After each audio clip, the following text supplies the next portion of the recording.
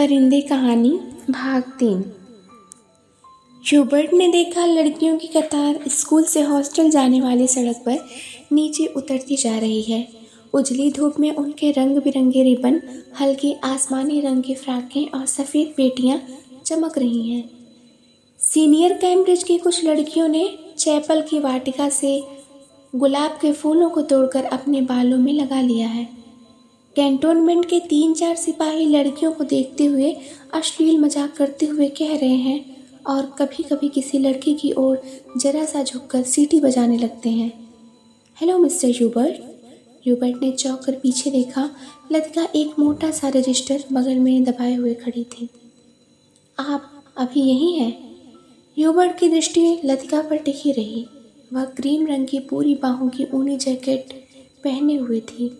कुमाऊनी लड़कियों की तरह लतिका का गला गोल था।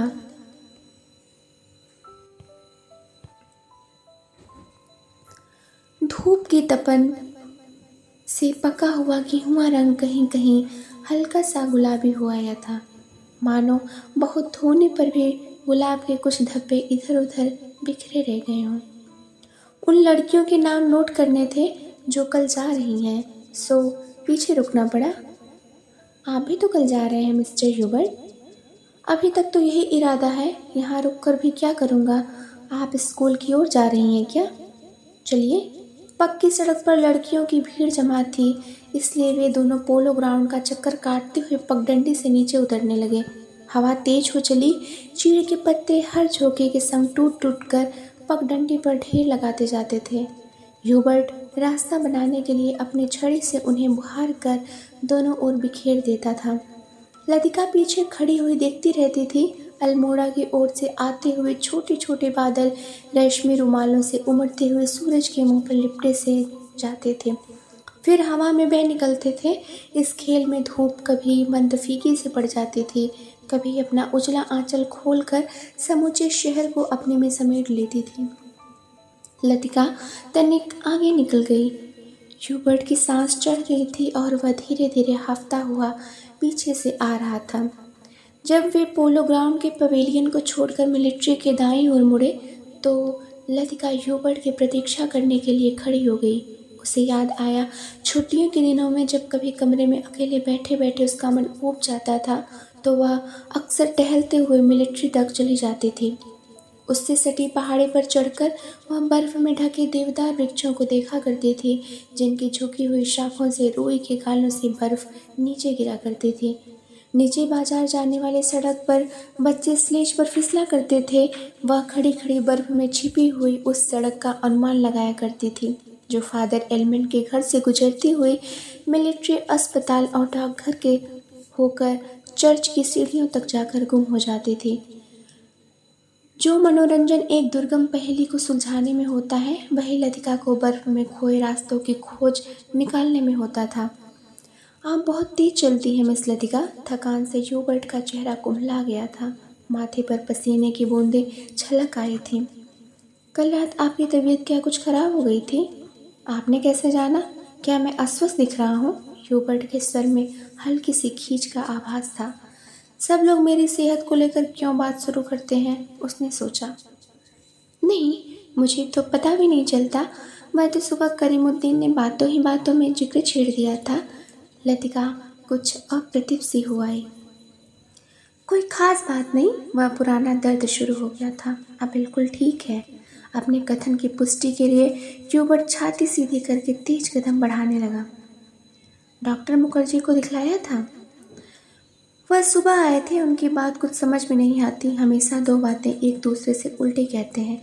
कहते थे कि इस बार मुझे 6-7 महीने की छुट्टी लेकर आराम करना चाहिए, लेकिन अगर मैं ठीक हूँ तो भला इसकी क्या ज़रूरत है। ह्यूबर्ट के स्वर में व्यथा की छाया लतिका से छिपी न रह सकी। बात को टालते हुए उसने कहा, आप तो नाहक चिंता करते हैं मिस्टर ह्यूबर्ट। आजकल मौसम बदल रहा है, अच्छे भले आदमी तक बीमार हो जाते हैं। ह्यूबर्ट का चेहरा प्रसन्नता में दमकने लगा। उसने लतिका को ध्यान से देखा। वह अपने दिल का संशय मिटाने के लिए निश्चिंत हो जाना चाहता था कि कहीं लतिका उसे केवल दिलासा देने के लिए ही तो झूठ नहीं बोल रही। यही तो मैं सोच रहा था मिस लतिका, डॉक्टर की सलाह सुनकर तो मैं डर गया। भला 6 महीने की छुट्टी लेकर मैं अकेला क्या करूँगा। स्कूल में तो बच्चों के संग मन लगा रहता है, और सच पूछो तो दिल्ली में ये 2 महीनों की छुट्टियाँ काटना भी दोपहर हो जाता है। मिस्टर ह्यूबर्ट, कल आप दिल्ली जा रहे हैं? लतिका ने चलते चलते हठात ठिठक गई। सामने पोलो ग्राउंड फैला था, जिसके दूसरी ओर मिलिट्री की ट्रंकें कैंटोनमेंट की ओर जा रही थीं। ह्यूबर्ट को लगा जैसे लतिका की आंखें अधमुदी सी खुली रह गई हैं, मानो पलकों पर एक पुराना भूला सा सपना सरक आया है। मिस्टर ह्यूबर्ट, आप दिल्ली जा रहे हैं? इस बार लतिका ने प्रश्न नहीं दोहराया, उसके स्वर में केवल एक असीम दूरी का भाव घिराया। बहुत अरसा पहले मैं भी दिल्ली गई थी मिस्टर ह्यूबर्ट, तब मैं बहुत छोटी थी, न जाने कितने बरस बीत गए। हमारी मौसी का ब्याह वहीं हुआ है। बहुत सी चीज़ें देखी थी, लेकिन अब तो सब कुछ धुंधला सा पड़ गया है। इतना याद है कि हम कुतुब पर चढ़े थे, सबसे ऊंची मंजिल से हमने नीचे झांका था। न जाने कैसा लगा था। नीचे चलते हुए आदमी चाबी भरे हुए खिलौनों से लगते थे। हमने ऊपर से उन पर मूंगफलियाँ फेंकी थीं, लेकिन हम बहुत निराश हुए थे, क्योंकि उनमें से किसी ने हमारी तरफ देखा ही नहीं। शायद माँ ने मुझे डांटा था और मैं सिर्फ नीचे झांकते हुए डर गई थी। सुना है अब तो दिल्ली इतना बदल गया है कि पहचाना ही नहीं जाता। वे दोनों फिर चलने लगे। हवा का वेग ढीला सा पड़ने लगा। उड़ते हुए बादल अब सुस्ताने से लगे थे। उनकी छायाएं नंदा देवी और पंचचूली की पहाड़ियों पर गिर रही थी।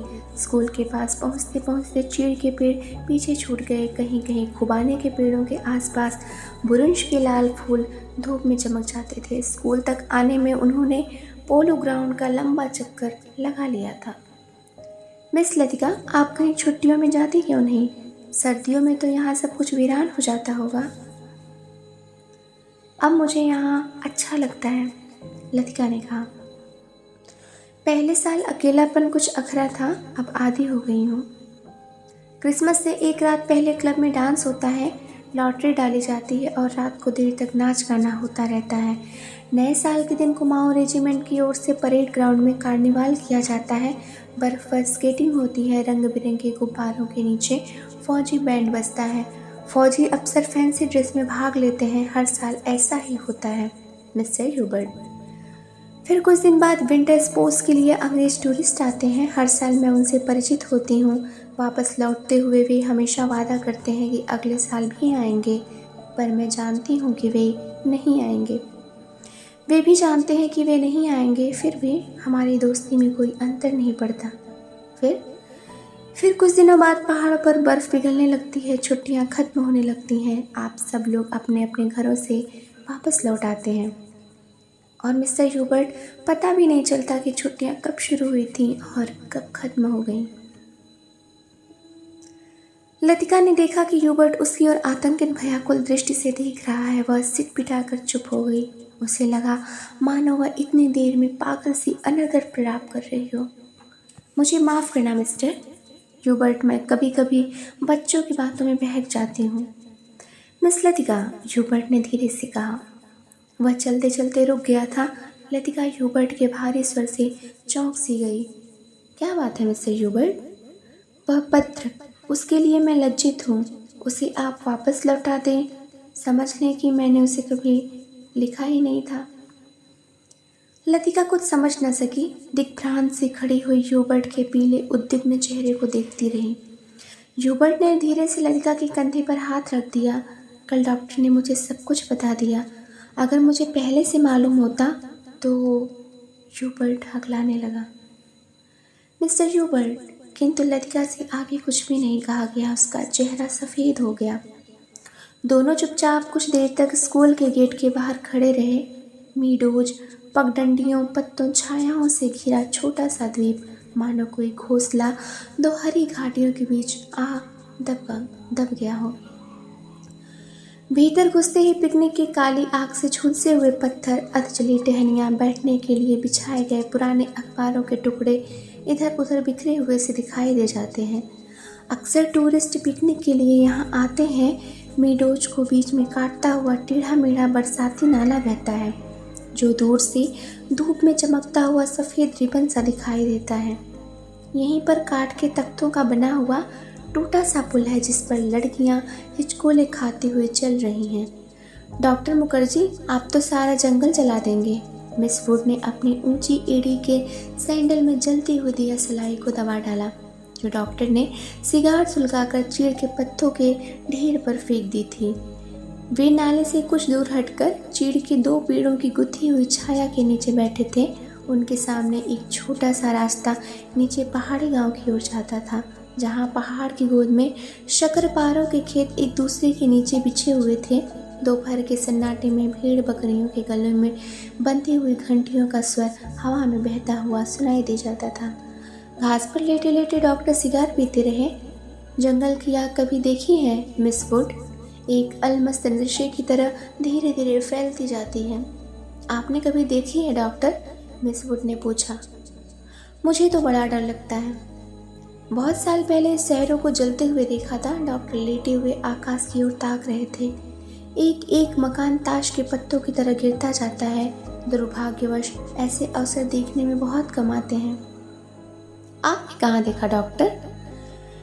लड़ाई के दिनों में अपने शहर रंगून को जलते हुए देखा था। मिस वुड की आत्मा को ठेस लगी, किंतु फिर भी उनकी उत्सुकता शांत नहीं हुई। आपका घर, क्या वह भी जल गया था? डॉक्टर कुछ देर तक चुपचाप लेटा रहा। हम उसे खाली छोड़कर चले आए थे। मालूम नहीं बाद में क्या हुआ। अपने व्यक्तिगत जीवन के संबंध में कुछ भी कहने में डॉक्टर को कठिनाई महसूस होती है। डॉक्टर, क्या आप कभी वापस बर्मा जाने की बात नहीं सोचते? डॉक्टर ने अंगड़ाई ली और करवट बदलकर औंधे मुंह लेट गए। उनकी आंखें मुंद गई और माथे पर बालों की लटें झूल आई। सोचने से क्या होता है मिस वुड? जब बर्मा में था तब क्या कभी सोचा था कि यहाँ आकर उम्र काटनी होगी? लेकिन डॉक्टर, कुछ भी कह लो, अपने देश का सा सुख कहीं और नहीं मिलता। यहाँ तुम चाहे कितने वर्ष रह लो, अपने को हमेशा अजनबी ही पाओगे। डॉक्टर ने सिगार के धुएं को धीरे धीरे हवा में छोड़ दिया। दरअसल अजनबी तो मैं वहाँ भी समझा जाऊँगा मिस वुड। इतने वर्षों बाद वहाँ मुझे कौन पहचानेगा? इस उम्र में नए सिरे में रिश्ते जोड़ना काफ़ी सिर दर्द का काम है। कम से कम मेरी बस की बात तो नहीं है। लेकिन डॉक्टर, आप कब तक इस पहाड़ी कस्बे में पड़े रहेंगे? इसी देश में रहना है तो किसी बड़े शहर में प्रैक्टिस शुरू कीजिए। प्रैक्टिस बढ़ाने के लिए कहाँ कहाँ भटकता फिरूंगा मिस वुड। जहाँ रहो वहीं मरीज मिल जाते हैं। यहाँ आया था कुछ दिनों के लिए, फिर मुद्दत हो गई और टिका रहा। जब कभी जी उबेगा तो कहीं और चला जाऊँगा। जड़ें कहीं नहीं जमती तो पीछे भी नहीं छूट जाता। मुझे अपने बारे में कोई गलत फहमी नहीं है मिस वुड। मैं सुखी हूँ। मिस वुड ने डॉक्टर की बात पर विशेष ध्यान नहीं दिया। दिल में वह हमेशा डॉक्टर को उच्छृंखल, लापरवाह और सनकी समझती नहीं है, किंतु डॉक्टर के चरित्र में उनका विश्वास है। न जाने क्यों, क्योंकि डॉक्टर ने जाने अनजाने में उसका कोई प्रमाण दिया हो, यह उसे याद ही नहीं पड़ता। मिस वुड ने एक ठंडी सांस भरी। वह हमेशा यह सोचती थी कि यदि डॉक्टर इतना आलसी और लापरवाह न होता तो अपनी योग्यता के बल पर काफ़ी चमक सकता था। इसलिए उन्हें डॉक्टर पर क्रोध भी आता था और दुख भी होता था। मिस वुड ने अपने बैग से उनका गोला निकाला और सलाइयाँ निकाली। फिर उसके नीचे से अखबार में लिपटा हुआ चौड़ा काफ़ी का डिब्बा उठाया, जिसमें अंडों की सैंडविचें और हैमबर्गर दबे हुए थे।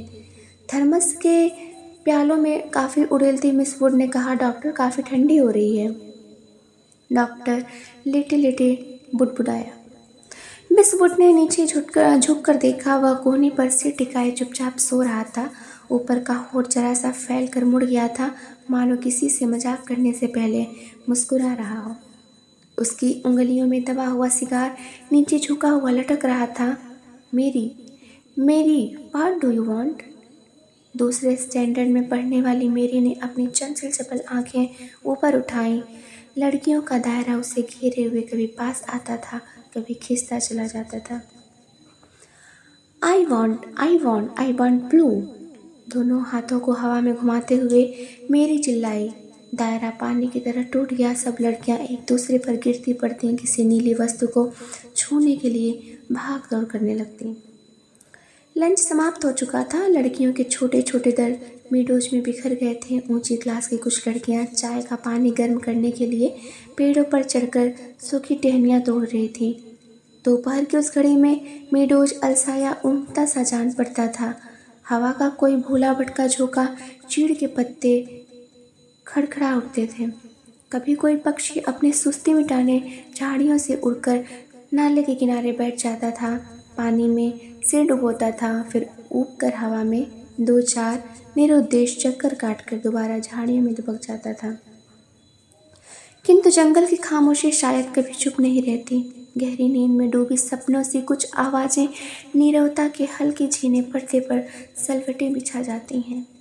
मूक लहरों सी हवा में तिरती हैं, मानो कोई दबे पांव झाँक कर अदृश्य संकेत कर जाता है, देखो मैं यहाँ हूँ। लतिका ने जूली के बॉब हेयर को सहलाते हुए कहा, तुम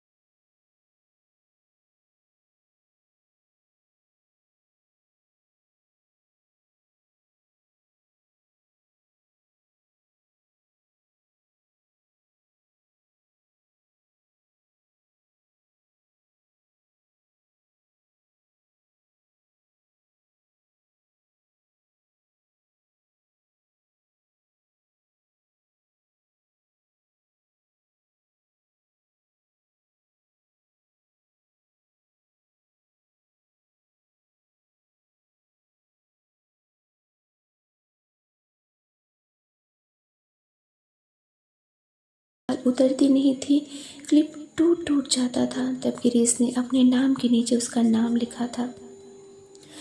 जब कभी कोई अक्षर बिगड़कर टेढ़ा मेढ़ा हो जाता था तब वह हंसती थी और गिरीश का कांपता हाथ और भी कांप जाता था।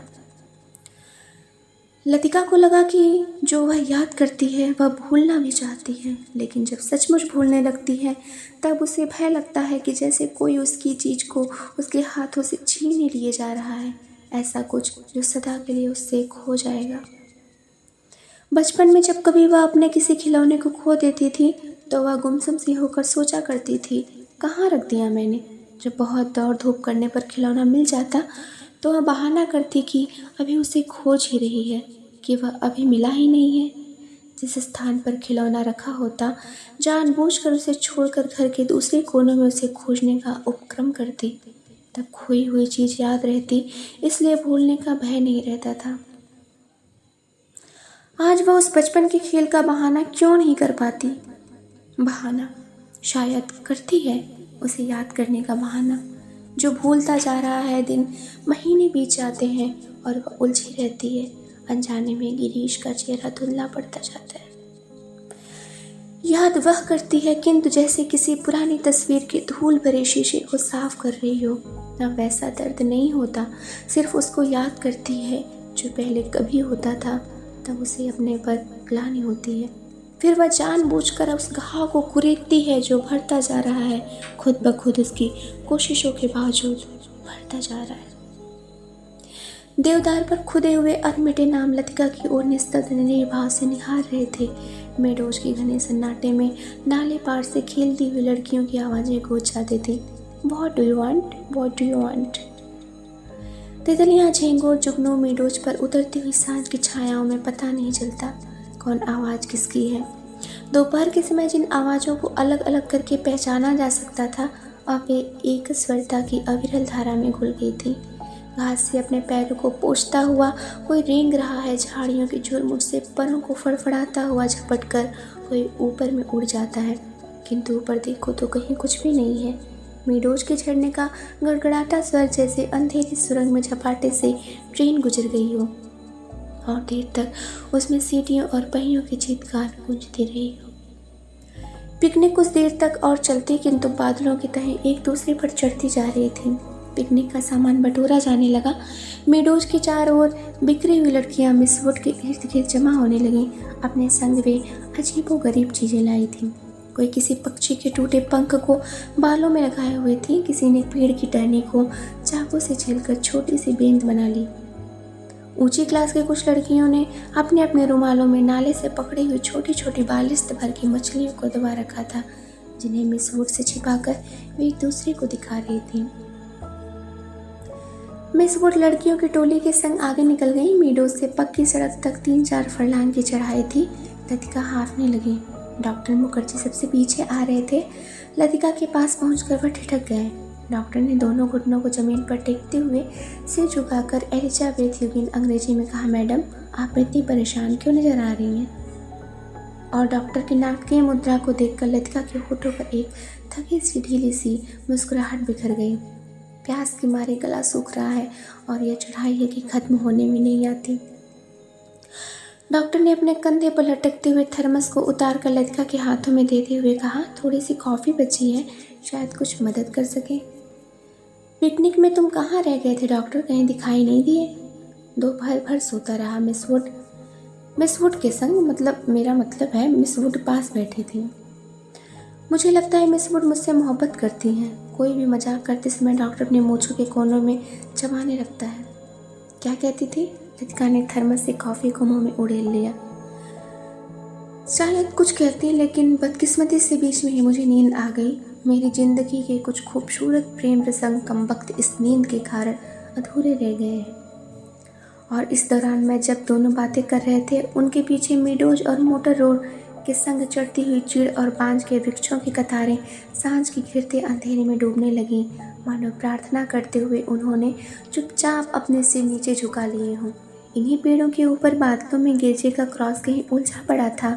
उसके नीचे पहाड़ों की ढलान पर बिछे हुए खेत भागते हुए गिलहरियों से लग रहे थे, मानो किसी के टोह में स्तब्ध ठिठक गई हूँ। डॉक्टर, मिस्टर ह्यूबर्ट पिकनिक पर नहीं आए? डॉक्टर मुखर्जी टायर जलाकर लतिका के आगे आगे चल रहे थे। मैंने उन्हें मना कर दिया था। किस लिए? अंधेरे में पैरों के नीचे दबे हुए पत्तों की झरमराहट के अतिरिक्त कुछ सुनाई नहीं देता था। डॉक्टर मुखर्जी ने धीरे से खांसा। पिछले कुछ दिनों से मुझे संदेह होता जा रहा है कि ह्यूबर्ट की छाती का दर्द मामूली दर्द नहीं है। डॉक्टर थोड़ा सा हंसा, जैसे उसे अपनी यह गंभीरता अरुचिकर लग रही हो। डॉक्टर ने प्रतीक्षा की, शायद लतिका कुछ कहेगी, किंतु लतिका चुपचाप उसके पीछे चल रही थी। यह मेरा महज शक है, शायद मैं बिल्कुल गलत हूँ, किंतु यह बेहतर होगा कि वह अपने एक फेफड़े का एक्सरे करा ले। इससे कम से कम कोई भ्रम तो नहीं रहेगा। आपने मिस्टर ह्यूबर्ट से इसके बारे में कुछ कहा है? अभी तक कुछ नहीं कहा। ह्यूबर्ट जरा सी बात पर चिंतित हो उठता है, इसलिए कभी साहस ही नहीं हो पाता। डॉक्टर को लगा उसके पीछे आते हुए लतिका के पैरों का स्वर सहसा बंद हो गया है। उसने पीछे मुड़कर देखा। लतिका बीच सड़क पर अंधेरे में छाया से चुपचाप निश्चल खड़ी है। डॉक्टर, लतिका का स्वर भर्राया हुआ था। क्या बात है मिस लतिका, आप रुक क्यों गई? डॉक्टर, क्या मिस्टर ह्यूबर्ट? डॉक्टर ने अपने टार्च की मध्यम रोशनी लतिका पर दी। उसने देखा लतिका का चेहरा एकदम पीला पड़ गया है और वह रह रहकर पत्ते किसी काँप सी जाती है। मिस लतिका, क्या बात है? आप तो बहुत डरी सी जान पड़ती हैं। कुछ नहीं डॉक्टर, मुझे कुछ याद आ गया था। वे दोनों फिर चलने लगे। कुछ दूर जाने पर उनकी आंखें ऊपर उठ गईं। पक्षियों का एक पीड़ा धूमिल आकाश में त्रिकोण बनाता हुआ पहाड़ों के पीछे से उनकी ओर आ रहा था। लतिका और डॉक्टर सिर उठाकर इन पक्षियों को देखते रहे। लतिका को याद आया, हर साल सर्दी की छुट्टियों से पहले ये परिंदे मैदानों की ओर उड़ते हैं। कुछ दिनों के लिए बीच के इस पहाड़ी स्टेशन पर बसेरा करते हैं, प्रतीक्षा करते हैं बर्फ के दिनों की, जब वे नीचे अजनबी अनजाने देशों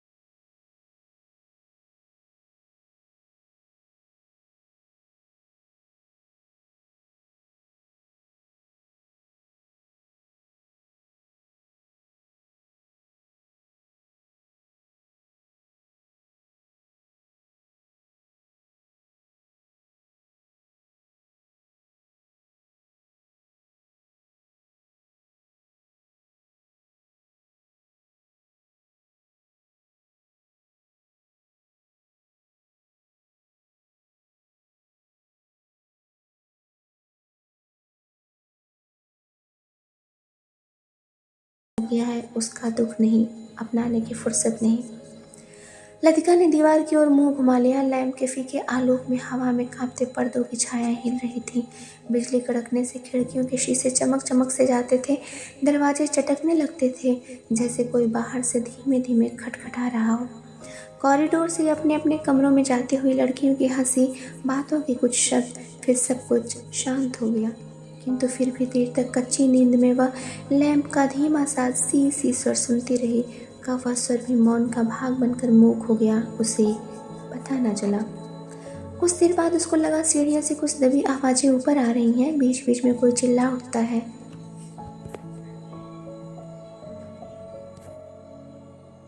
और फिर सहसा आवाज धीमी पड़ जाती है। मिस लतिका, जरा अपना लैंप ले आइए। कॉरिडोर के जीने से डॉक्टर मुखर्जी की आवाज़ आई। कॉरिडोर में अंधेरा था। वह 3-4 सीढ़ियाँ नीचे उतरी, लैंप नीचे किया। सीढ़ियों से सटे जंगलों पर ह्यूबर्ट ने अपना सिर रख दिया था। उसकी एक बाँह जंगले के नीचे लटक रही थी और दूसरी डॉक्टर के कंधे पर झूल रही थी, जिसे डॉक्टर ने अपने हाथों में जकड़ रखा था। मिस लतिका, लैंप जरा और नीचे झुका दीजिए। Hubert, Hubert. डॉक्टर ने ह्यूबर्ट को सहारा देकर ऊपर खींचा। ह्यूबर्ट ने अपना चेहरा ऊपर किया। विस्की की तेज बू का झोंका लतिका के सारे शरीर को झंझोड़ गया। ह्यूबर्ट की आंखों में सुर्ख डोरे खिंचाए थे। कमीज का कॉलर उल्टा हो गया था और टाई की गांठ ढीली होकर नीचे खिसक आई थी।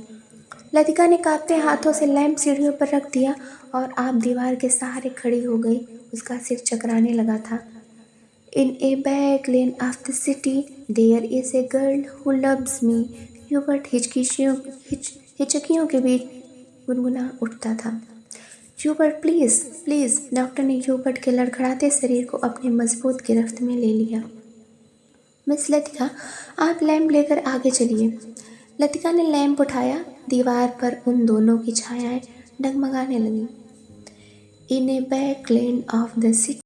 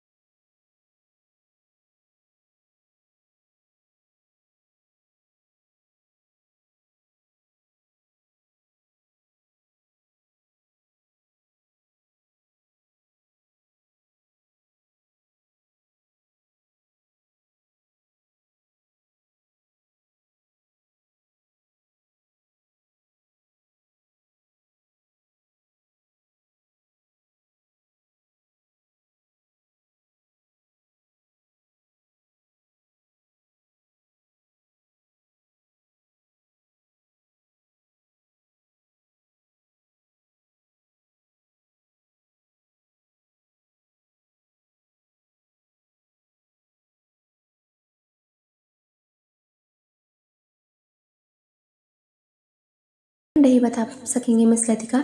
डॉक्टर की खोखली हंसी में उनका पुराना सनकीपन उभर आया था। अच्छा चलता हूँ मिस लतिका, मुझे काफ़ी देर हो गई है। डॉक्टर ने दिया सलाई जलाकर घड़ी को देखा। Good night miss Latika. Good night doctor. Latika doctor के जाने पर लतिका कुछ देर तक हवा में अंधेरे में रेलिंग से सटी खड़ी रही। हवा चलने से कॉरिडोर में जमा हुआ कोहरा सिहर उठता था। शाम को सामान बांटते हुए लड़कियों ने अपने अपने कमरे के सामने जो पुराने कापियों अखबार और रद्दी के ढेर लगा दिए थे, वे सब अब अंधेरे कॉरिडोर में हवा के झोंकों से इधर उधर बिखरने लगे थे। लतिका ने लैंप उठाया और अपने कमरे की ओर जाने लगी। कॉरिडोर में चलते हुए उसने देखा जूली के कमरे से प्रकाश की एक पतली रेखा दरवाजे के बाहर खिंचाई है। लतिका को कुछ याद आया। वह कुछ क्षणों तक सांस रोके जूली के कमरे के बाहर खड़ी रही। कुछ देर बाद उसने दरवाज़ा खटखटाया। भीतर से कोई आवाज़ नहीं आई। लतिका ने दबे हाथों से हल्का सा धक्का दिया। दरवाज़ा खुल गया। जूली लैंप बुझाना भूल गई थी। लतिका धीरे धीरे दबे पांव जूली के पलंग के पास चली आई। जूली का सोता हुआ चेहरा लैंप के फीके आलोक में पीला सा दिख रहा था। लतिका ने अपनी जेब से वही नीला लिफाफा निकाला और उसे धीरे से जूली के तकिए के नीचे दबाकर रख दिया। धन्यवाद।